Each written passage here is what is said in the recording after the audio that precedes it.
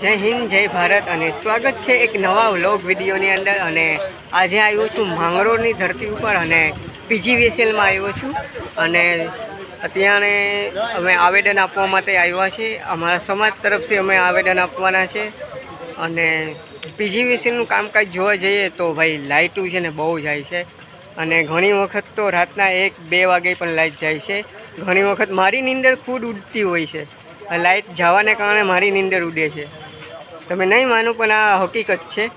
તમને ક્યારેક એવું દેખાડીશ કે લાઇટ જાય છે એ ત્યારે દેખાડીશ તમને, પણ અત્યારે ખાલી આવેદન આપવા માટે આવ્યા છે અને બિલ બહુ લાંબુ આવ્યું છે બધાનું। એટલે અત્યારે જો આ બધા ભેગા થયેલા છે ને, તમે પાછળ જોઈ શકો છો, એ બધી આવેદન આપવા માટે આવ્યા છે ખાસ। અત્યારે પબ્લિક તમે જોવો છો, આ બધી પબ્લિક છે ને આવેદન આપવા માટે ખાસ આવી છે। તો આ છે ને આવેદનના જે લેટર છે, જો આ બધી આવેદનનો લેટર છે। જો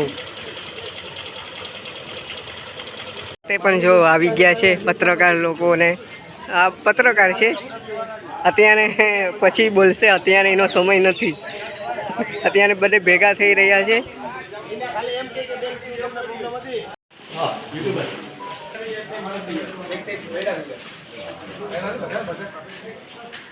લાઇટ બિલ વધારા આવા બાબતે અમે રજૂઆત કરવા આવ્યા છીએ, તો પછી તમારે ઇન્ટરવ્યુ લઈ લો।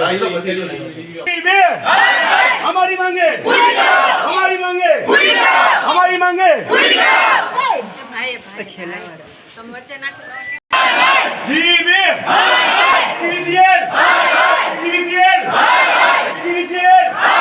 हमारी मांगे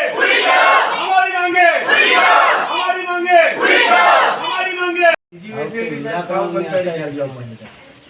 જેટલા પ્રશ્નો છે આપણે જેટલું થાય એટલે મેક્સિમમ કોલ કરી દઈશું। ભગવાન કરે ઉગ્ર આંદોલનમાં નહીં થઈ જશે, બાકી અમે બધા તૈયાર છીએ ઉગ્ર આંદોલનમાં થઈ જશે। સાહેબની તો શું કરીશ તો શું વાત થઈ તો જશે તું આપણે કઈ બી ગરીબ ગુડાઈનું રક્ષણ કરીશ તો હું તને કઈક માન્યતામાં જે સમજ પ્રશ્નો તમારી રજૂઆત છે ને બધાનું જો એક બિલ હલકું આવે, એક બિલમાં 4000 5000 10000 15000 જેના બિલ બધાના વધારે પાયા છે ને, એ આથી એ બધાને આપણે છે ને અહીંથી ટીમ બનાવી લેબોરેટરીમાંથી સ્ટાફનો ઉપયોગ કરી અને તમારે ત્યાં જે ઘરે તમારી હાજરીમાં આપણે કનેક્ટ મીટરો ત્યાં ચેક કરાવી દઈશું। કોઈ માછીના આંકડા તો વાંચતા આવે નહીં, બિલ વાળો આવ્યો કન્ફર્મ કર્યું લાગતા કે રવાના સમજ્યું। એટલે આપણે લેબોરેટરીનો સ્ટાફ આવે ને, મીટરથી ચેક કરવાની ટીમ આવે ને, એ ટીમને આપણે સ્થળ પર જેટલા મીટરો તમારા બધાના ફાસ્ટ છે કોઈ ભાઈઓ એ બધાને આપણે ચેક બી કરાવી હું દઈશું। એકલી બી આવી સાહેબ। કોઈ તમારી જરૂર નથી આવવાની બેન, હા, ઈ હું બરોબર તમને થઈ જશે। નક્કી કરી કલાકની અંદર અમારે 24 કલાકની અંદર કલાક પણ લાઈટ નથી મળતી, એવી તો પોઝિશન તમારો ભાઈ બનતો હોય તો રક્ષાબંધન લેતો હોય તો મારા ઘરનું અમારા માંગરોળનું નિર્ણય કરવું જ પડશે। કરી દઈશું, હા, માંગરોળ બંદર કરી દઈશું। પછી કઈશ નહીં કે મારે હંસાબેન બોલવા આવી કઈ વાત કોઈ નહીં, દીકરાને કે કોઈ ભાઈઓને લઈને આવીશ નહીં, અંશાબેને બોલવું નહીં હું પડે એમ એકલી જ કાફી છે। સાહેબ આનું નિરાકરણ નહીં આવે ત્યાં સુધી અમે લાઈટ બિલ નહીં ભરીએ। કરી દઈશું આપણે જેને બધાને જે ફાસ્ટ આયા છે ને, આ બેન છે ને એને હા, મને વાત ત્રણ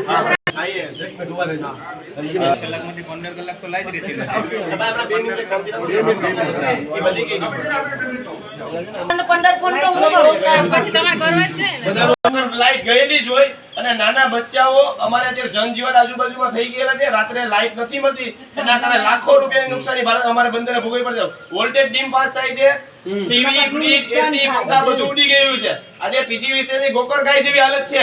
અમારા બંદરની સમસ્યા સૌથી મોટી આ છે। અમે રજૂઆતને ધ્યાને લઈ અને પ્લાનિંગ કરી અને આપણી મેન્ટેનન્સ જે હોય ને એ મેન્ટેનન્સ મતલબ આપણે થ્રુ સોલ્વ કરાવી દઈશું। લાઇટ બિલનું એકદમ ક્લીનમાં લાઇટ બિલ ભરતા હશે નથી માંગરોળ બંદર તાલુકામાં, સાહેબ એ બરાબર છે, પણ અત્યાર સુધી અમારે માંગરોળ બંદરમાં કોઈ હેલ્પર નથી, બરાબર? કોઈ નથી। આજ સુધી પણ તમે પહેલા હતો, લગભગ 10 વર્ષ પહેલા અમારે ત્યાં હેલ્પર હતા, વિનોદભાઈની દુકાને રહેતા 4 હેલ્પર હતા ને આપણે વિનોદભાઈની ત્યાં, તો અમારે સ્થાયી હેલ્પર મળે એવી અમારી માંગરોળ ખારવા સમાજના બધા ભાઈ બહેન તથા વતી તમને વિનંતી કરીએ છીએ કે અમને કાયમી માટે સ્થાયી હેલ્પર મળે એવી અમને અમારી મદદ રૂપે તમે થાવ। રજૂઆત તમારે ધ્યાને લઈ અમે તો ઓફિસને બોલાવી શકે છે। આ બિચારા ગરીબ હોય ઈ શું કરશે? ઈ તો ફોન નહીં કરી શકે ને સાહેબ।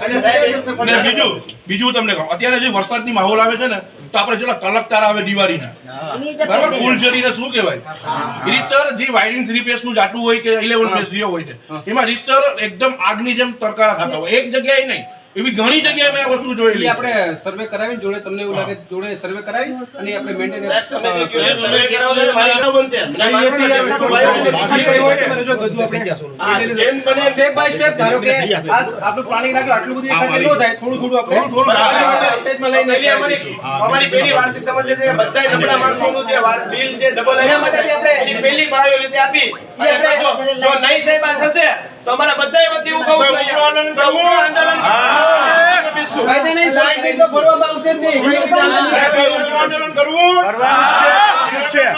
આંદોલન કરવું. કરવું નહીં પડે તમને બધાના મીટરો ચેક કરાવી દેવું સાહેબ એક નમ્ર વિનંતી છે અમારા લાઇટના બિલ એટલા મોંઘા આવે છે, અમારી લાઇટ કપાઈ જાય છે, અમારા લાઇટનું પૂછીએ તો નહીં જવાબ દે, ફોન કાપી કાઢે. અમારા માંગરોળમાં માછીમારોને દરિયાપટ્ટી કરવાની હોય તો પછી કેમ છીએ બંદર પર? આવી રીતને અમને તરાસ હોય તો પછી બિલ ભરવાની જરૂર શું છે? બિલ ભરીએ જ નહીં. અહીં ગામમાં બિલ ઓછું ને અમારે તરાકા ભરાકા છે. કમી કામ ગરીબ માણસ મરી જ છે એ બિલો ભરી ભરીને. બિલમાં આટલા મોંઘા 10,000, 20,000, 15,000. કોઈ ગરીબ માણસને 3,000, 2,000, 2,500 એક જીરાવાળા નહીં તો પબ્લિક જાય ક્યાં? પબ્લિક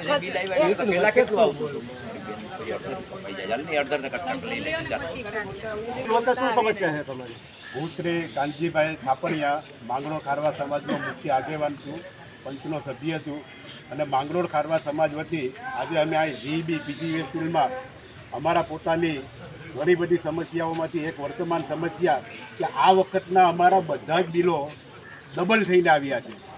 મેક્સિમમ ડબલ થઈને આવ્યા છે. અમુક તો ગરીબ પરિવારોના 6,000 જેટલા બિલ આવ્યા છે કે જે લોકો સાવ નાના કુટુંબમાં રહે છે. તો સૌપ્રથમ તો અમારા પીજીવીએસએલના અધિકારીઓને એ વિનંતી છે કે તમે આ બિલ વધારો શું કામ આવ્યો એનો અમને સચોટ જવાબ આપો. જો સચોટ જવાબ ન આપશો તો અમે ગાંધી ચિંધ્યા માર્ગે આંદોલન કરીશું.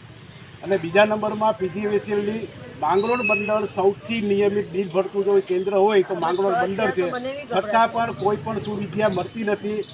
અમને એક કાયમી હેલ્પરની જરૂર છે તો વહેલામાં વહેલી તકે કાયમી હેલ્પર આપો. બીજા નંબરમાં વારંવાર કાપ થાય છે, એના હિસાબે અમારા ટીવી, ફ્રીજ અને કોમ્પ્યુટર જેવી મોંઘામાં મોંઘી વસ્તુઓનો છે ને નાશ થાય છે, નુકસાન થાય છે. આ વખતની તમે વિચાર કરો, આ 2 મહિનામાં હમણાં 1 મહિનાથી સતત વરસાદ છે, સતત વીજ કાપ હતો, છતાં પણ આ બિલ શું કામ આવ્યા વધારે? તો આનો સચોટ અવાજ આપશો. અને અમને સમાજ તરફથી કહેવામાં આવ્યું અમે આ વખતના બિલ ભરીશું જ્યાં સુધી અમને સંતોષકારક જવાબ ન મળે ત્યાં સુધી. બરાબર? એટલે પીજીવીએસએલ આ બાબતે અને પોતાની સર્વિસ પણ સુધારે અને એટલી નિષ્ક્રિયતા છે, વારંવાર થાંભલે વીજ ટૂંકમાં કોઈ પણ પ્રકારનો કરંટ થાય છે. તો આ દરેક સમસ્યાઓ જો બંધ થાય અને અમારો જે બોટ વિભાગ છે એ બાજુનો પણ ત્યાં જો સરકશે તો લાખો કરોડો અને અબજો રૂપિયાનું નુકસાન થશે. તો આનું જવાબદાર કોણ છે? જવાબદાર તો એક વ્યક્તિએ જવાબદારી તો કોઈ લેવી પડશે ને. ખાતાકી બાબતની આ કોઈ પણ નિષ્ક્રિયતા ન ચાલે. તમે તમારી સર્વિસ સુધારો, અમને સંતોષકારક કામ આપો. જ્યાં સુધી આનો જવાબ સંતોષકારક ન મળશે ત્યાં સુધી અમે અમારા સમાજમાંથી એક પણ વ્યક્તિને બિલ ભરવા મોકલશું નહીં. અને ઉગ્ર આંદોલનની આ તકે અમે તમને ચીમકી આપીએ છીએ. અસ્તુ.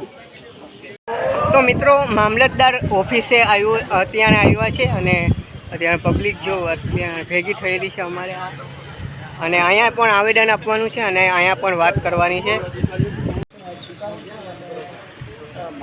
માંગરોળના પીજીવીસીએલના જે અધિકારી છે એમાં રૂબરૂ સૂચના આપી છે અને કલેક્ટર સાહેબને પણ જે લખાણ છે એ ફોરવર્ડ કરીને આજે જ રિપોર્ટ કરશે. આજે જ મિટિંગ છે પણ આ મિટિંગમાં તમારી સૂચના આપી. જેમનું 500 રૂપિયા આવતું હતું એમનું 2,500 આવેલું છું, જેમનું 1,000 રૂપિયા આવતું એનું 11,000 આવેલું છે, જેમનું 2,000 આવતું હતું એનું 15,000 આવેલું છે અને જેમનું 7,000 માટે પણ વધુ રજૂઆત થાય. કેમ કે સાહેબ એમાં શું છે કે માંગરોળ બંદરથી પીજીવીસીએલ 3 કિલોમીટર 3.5 કિલોમીટરનો એરિયો છે. અમે ફોન કરીએ, નાનો સુનો ફોન કોઈ અમે ફોન કરીએ તો એ લોકો 2-3 કલાકે આવે છે. બરાબર? હવે ત્યાં જ ઓફિસેથી હેલ્પર હોય તો ઓન ધ સ્પોટ થઈ જાય. મિટિંગમાં જ થઈ ગયું. અમારી માંગ પૂરી કરો. પૂરી કરો, પૂરી કરો. થઈ ગઈ. આમ લઈ લો જરા. હા, ચાલો લઈ લો. ચાલ લેવો. Okay, bye. પાણી મળે તો એવું માંગરોળ આ શું તો ભગવાન છે તો કઈ ઘટે ભગવાન છે કઈ ઘટે નહીં. અમારી બીજી રજૂઆત છે કે અમારું શાસક કેવી કેટલા સમયથી પાસ થયેલું પડ્યું છે બરાબર, એના માટે અમને કઈ જગ્યા નથી મળતી. તો એ સમસ્યા પણ અમારે હલ કરજો. એની પાછળ જ એ છે નહીં. આપણે બહાર નક્કી કર્યું આવી ચર્ચા થઈ બધી એની કરતા અમારે આવી ચર્ચા